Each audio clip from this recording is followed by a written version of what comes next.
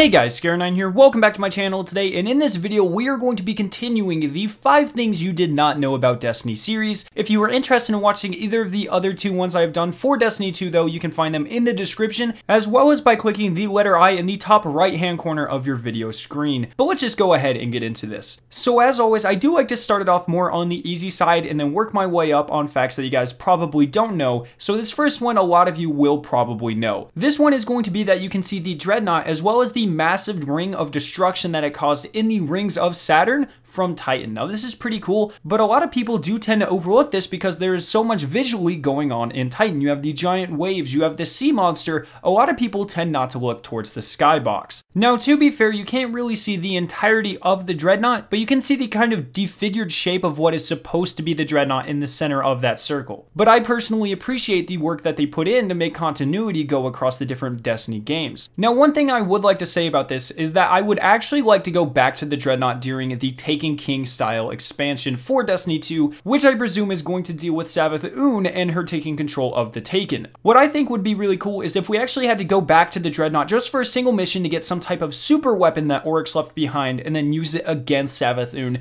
I think that would be a great callback to Destiny 1 without reusing too much content, so that is something I really hope to see. But either way, I really do appreciate these Skybox artists taking the time to put this cool little callback to Destiny 1 within the game. Now the second thing on this list is going to be the cheese on the Rat King. So the Rat King visually once again has so many things going on that some people tend to overlook this small detail. However, if you take the time to fully examine Rat King and its aesthetics, you can notice that at the very tip of the barrel on the top of the gun, there is actually a slice of cheese. Obviously referring to the fact that traditionally mice are depicted loving cheese. This is just one of those small little aesthetic Easter eggs that I love when they throw them in the game, and it's honestly some of my favorite stuff about weapons, especially exotics in the Destiny universe. Things like the Gallowhorn have so many fun aesthetic details hidden around the exotic that are just really fun to look for, that tend to be really fun callbacks to real life culture. So in the end, I definitely appreciate any design works that goes into making these Easter eggs, and I cannot wait to see more in the future. Now the third thing that you guys did not know about Destiny is actually a quick tool tip for you guys. If you're ever sorting through your inventory or especially your vault and you don't know whether a weapon is a kinetic or an elemental, there's actually one really quick way to tell. The weapons that face towards the left are kinetic, and the weapons that face the other way have some type of burn. So power weapons and elemental weapons both will face to the right, while all kinetic primaries will face to the left. So this is really useful whenever you're sorting through your vault or whenever you're trying to get specific weapons out of the postmaster really quickly. It's one of those visual details I think Bungie threw in there on purpose, but they didn't do a really good job of emphasizing and letting people know, so I hope this does help you guys in the future. Now this is where stuff starts to get tough. This one's actually one of my favorite callbacks in the entire game, and it has to do with the Traveler originally terraforming Mercury.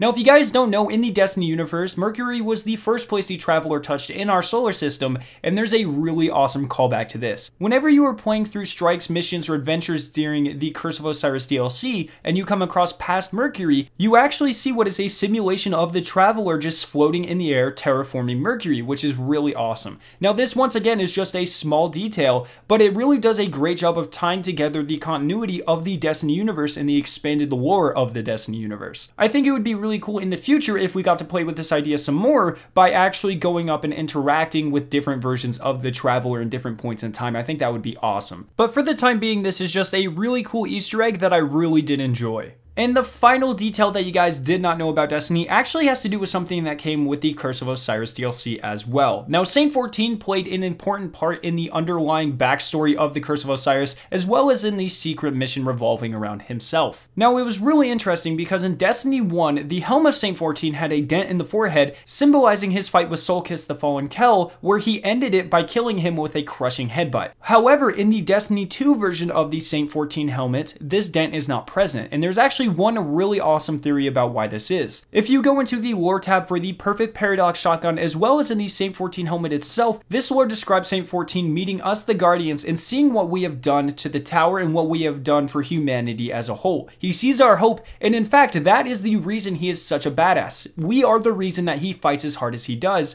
because he aspires to be like us, which is really cool. So we have it confirmed from these tabs that we actually give him the shotgun at some point in the future, and I'm suggesting that we actually give him his own helmet as well, then he goes back to the Battle of Six Fronts and kills everything, and that's why he fights as hard as he does. Obviously, for the sake of time in this video, I didn't go over a bunch of lore, and in addition to that, there's a ton of lore that we do not know yet that will come into play in the future, but that is really just kind of the crash course in what happens. So what's really cool is that we are not only responsible for giving the shotgun to him, which he fights with, and then we end up getting back, but the lack of the dent in the helmet actually suggests that we get to do the same thing with the helmet in the future, which would be an amazing storyline for some type of DLC or live event. So pretty much this is just a small detail setting up what could be a huge storyline in the future, which is something I'm extremely excited for. So let me know which of these things you did or did not know down in those comment sections below. If you did learn something from this video, make sure to leave a like rating and to share with your friends. If you are interested in watching either of the two videos on screen, you can click their respective annotations to be taken to them. If you are brand new to my channel, make sure to hit the giant version of my logo on screen to be subscribed for more awesome Destiny 2 videos and live streams.